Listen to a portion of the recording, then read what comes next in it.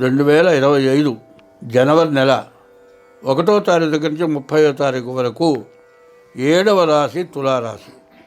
తులారాశి ఫలితాలు. తులా వృషభయోర్భృగు. తులా వృషభ రాశులకి శుక్రుడు అధిపతి. అతి శుక్రుడు 5 బాగున్నాడు. రవి బాగున్నాడు, రాహు బాగున్నాడు, కుజుడు బాగున్నాడు. ఉన్న గ్రహాలు 8 గ్రహాల్లో 4 గ్రహాలు బాగున్నాయి. 4 గ్రహాలు బాగుంటవే కాక బాగున్నటువంటి గ్రహాలు రాహువు, గురువు, కేతువు, బుధుడు, శని. మరి రాహు బాగున్నాడు, గురువు, కేతువు, బుధుడు, శని. ఈ 4 గ్రహాలు బాగాలేవు. బాగున్న గ్రహాల వల్ల అనవసరమైన నష్టాలు. శని వల్ల ఏదైనా దెబ్బలు తగలటానికి, రవి వల్ల అనారోగ్యాలు రావటానికి, కేతు వల్ల ఎవరన్నా పోట్లాడుకుంటూ ఉంటే అక్కడ ఉంటే పోట్లాడుకునేవాడు కత్తితో పొడిచేవాడు పారిపోతాడు, వచ్చి నిన్ను బట్టుకెళ్తారు. కాబట్టి ఎటువంటి విషయాల్లో మీరు పాల్గొనవద్దు. అయితే రాహు వల్ల మీకు రావాల్సిన డబ్బులు ఖచ్చితంగా వస్తాయి. మీకు ఎగ్గొట్టారనుకున్న వాళ్ళ దగ్గర నుంచి కూడా మీకు రావాల్సినవి తిరిగి వస్తాయి. గురువు అష్టమంలో ఉన్నాడు. ఈ గురువు అష్టమంలో ఉంటే చదువుకునే వాళ్ళకి చదువు ఆగిపోతుంది, మధ్యలో మానేయాల్సి వస్తుంది. మరి పరీక్షలు రాయకుండా మానుకునే పరిస్థితి వస్తుంది. కాబట్టి ఇది చాలా ఇబ్బందికరమైనటువంటి సమయం. కుజుడు బాగున్నాడు కాబట్టి స్థలాలు కొనుక్కుంటారు. బుధుడు వల్ల వ్యాపారం సాగుతుంది. శుక్రుడు వల్ల వివాహాది శుభకార్యాలు జరుగుతాయి. ఇవన్నీ బాగున్నాయి. మిగతావేంటి? కుజుడు, రవి, శని, గురువు, కేతువు ఈ గ్రహాలు పూర్తిగా బాగాలేవు. కాబట్టి బాగున్న గ్రహాలకి దోషం లేకుండా పూర్తిగా బాగు చేయించుకోవాలి. ఏమండి ఇదంతా ఏమిటి? పొద్దుగూకులు ఒకటి బాగుంది ఒకటి బాగాలేదు అని చెబుతున్నారు కదా, మాకు వినటానికి విసుగ్గా ఉంటుంది అంటారు. ఏమండి 9 సంఖ్య చాలా విశేషమైంది. ఆ 9 సంఖ్య ఏంటో చెబుతాను.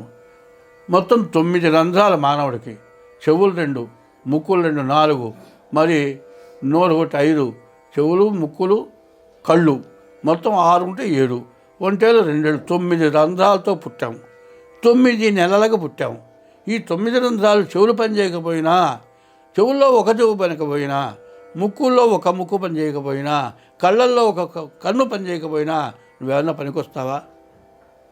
కన్ను ఏమీ లేదండి, కంట్లో నలకబడ్డది, నీళ్లు కారుతున్నాయి. కన్ను నలుపుతావు, కన్ను ఎర్రబడిపోతుంది, గుడ్డు పోయేంత పరిస్థితి వస్తుంది. ఏం లేదు, లేతు మిషన్ దగ్గర సన్న ఇనప రదును కంట్లో పడితే డాక్టర్ దగ్గర పోయి చేయకపోతే మనం బతకలేము. అట్లాగే ఈ 9 గ్రహాలు కూడా ఈ 9 శరీరంలో భాగాలని రక్షిస్తాయి. 9 ఏది పని చేయకపోయినా మీరు ఇబ్బంది పడతారు. కాబట్టి నేను అంత వివరంగా మీకు చెబుతున్నాను. మీరు ఏదో సోది చెబుతున్నాడు అనుకోవద్దు. ఎందుకంటే మానవుడికి అన్నీ ఉండాల్సిందే, ఏది లేకపోయినా ఇబ్బంది. కాబట్టి కొన్ని టైముల్లో ఎట్లా ఉంటుందంటే, ఒక మనిషి పూర్తిగా కష్టాల్లో మైండ్ పాడైపోయి మరి ఒక డ్రాయర్ వేసుకున్నాడు, అర్జెంటుగా వెళ్ళాలి, తొందరగా పోవాలి, మిగతా గుడ్డలు కట్టుకోకుండా ఒక డ్రాయర్తో బయలుదేరి ఎదురొచ్చాడు. ఏమిటా ఎక్కడికి పోతున్నావు? ఈ డ్రాయర్ ఏంది రావటం? తొందరగా పోవాలరా, పనుండి పోవాలి. ఎందుకు పోతున్నారా? ఏంటి డ్రాయర్తో తొందరగా పోవటం ఏందిరా అంటే, అయ్యో గుడ్డలు కట్టుకోలేదు అన్నమాట, మర్చిపోయినా అన్నాడు. అంటే నీ చెడు టైంలో నువ్వు ఏది చేయలేనటువంటి బాధలో నువ్వు చేయవలసిన మంచి పని కూడా చేయలేవు. తింటూ కంచంలో చేయగలుగుకున్న వాళ్ళని చాలామందిని చూచా. ఎందుకంత బాధపడాలి? నీకున్న దోషం పోవటానికి ఏదో మార్గం చూసుకోవాలి.